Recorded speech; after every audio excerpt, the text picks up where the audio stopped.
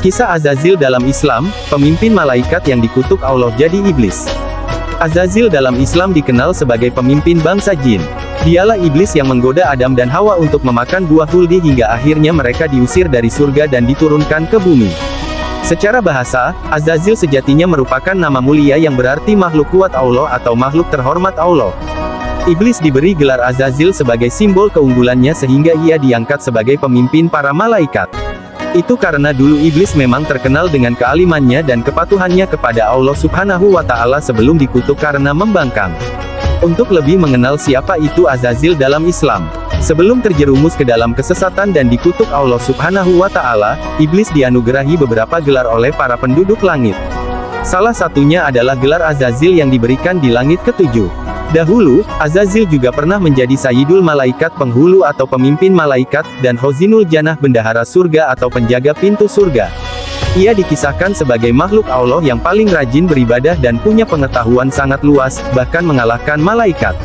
Tak heran jika Azazil diberi mandat yang agung oleh Allah Subhanahu wa Ta'ala ketika menyandang gelar tersebut. Di antaranya yaitu, menjadi penjaga surga selama 40.000 tahun. Bergabung dengan barisan para malaikat selama 80.000 tahun. Menjadi penasihat malaikat selama 20.000 tahun. Menjadi pemimpin malaikat karobiyun selama 30.000 tahun. Melakukan tawaf mengelilingi arasy bersama para malaikat dalam waktu 14.000 tahun.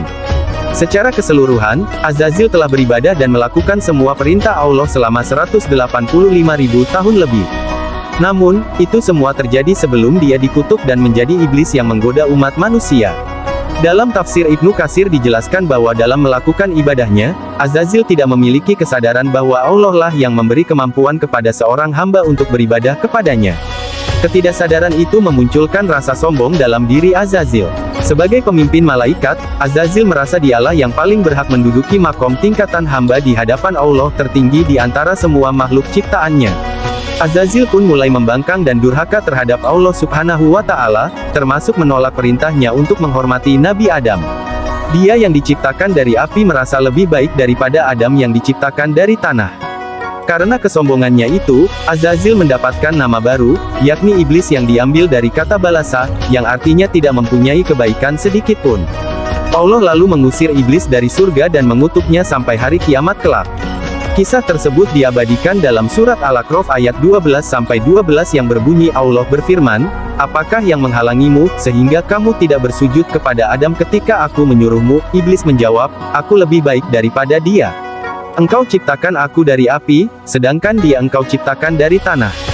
Allah berfirman, "Maka turunlah kamu darinya, surga karena kamu tidak sepatutnya menyombongkan diri di dalamnya. Keluarlah, sesungguhnya kamu termasuk makhluk yang hina."